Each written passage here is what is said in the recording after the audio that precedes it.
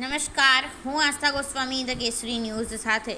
ડીસા તાલુકાના જૂના ડીસામાં સમસ્ત ભક્ત મંડળ દ્વારા અયોધ્યા ધામ જૂના ડીસા શાંતિધામની બાજુમાં જૂના ડીસા રાજપુર રોડ પર આવેલ નવીન શ્રી મહાકાળી માતાજીના મંદિરની ત્રિદિવસીય પ્રાણ પ્રતિષ્ઠા અને સાધુ સંતોનો ભંડાર મહોત્સવ યોજાયો હતો. જેમાં પ્રથમ દિને વિશાળ શોભાયાત્રા એલકે હાઇટ્સ નિલેશભાઈ સુમેરમલભાઈ શાહ નેમિનાથ નગરેથી નીકળી અયોધ્યા ધામ જૂના ડીસા મુકામે ડીજેના તાલે વાજતે ગાજતે પહોંચી હતી અને વિશાળ શોભાયાત્રામાં ભાવિક ભક્તો ઝૂમી ઉઠ્યા હતા.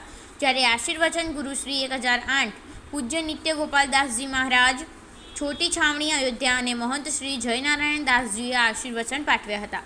જ્યારે બીજા દિવસે સાધુ સંતોનો ભંડારો યોજાયો હતો, જેમાં સરયુનગર વિરક્ત સંત મંડળ અધ્યક્ષ શ્રી 1008 મહંત શ્રી ગોવિંદદાસજી મહારાજ અને નરસિંહ વિરકત સંત મંડળ પાલનપુર અધ્યક્ષ શ્રી 1008 મહંત શ્રી રાઘવદાસજી મહારાજ આશીર્વચન પાઠવ્યા હતા.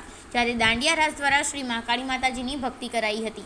જ્યારે ત્રીજા દિવસે બનાસકાંઠા ડીસાના ભાવિક ભક્તોએ કલકત્તાથી માતાજીની જ્યોત લાવી વાજતે ગાજતે વેદાંત મંત્રોચ્ચાર સાથે નવીન મંદિરમાં શ્રી મહાકાળી માતાજીની મૂર્તિની સ્થાપના કરાઈ હતી. જ્યારે યજ્ઞના મુખ્ય યજમાન રીતુલભાઈ બાબુભાઈ શાહ, નિલેશભાઈ સુમરલભાઈ શાહ, મહેશભાઈ ભગવાનદાસ દક્ષિણી અને લલિતભાઈ ગોરધનભાઈ મેવાડા યજમાન બન્યા હતા. અને યજ્ઞના આચાર્ય દેવાભાઈ મફતભાઈ દવે દ્વારા વેદાંત મંત્રોચ્ચાર સાથે ભાવિક ભક્તોએ યજ્ઞમાં આહુતિ આપી ધન્યતા અનુભવી હતી. જ્યારે ભાવિક ભક્તોએ દર્શન અને ભોજન સ્વાદનો લહાવો લીધો હતો.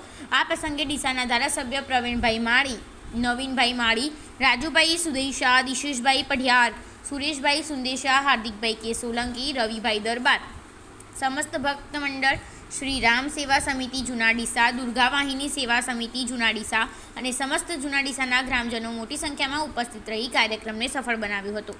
રિપોર્ટર નગીનભાઈ ડીસા દ્વારા.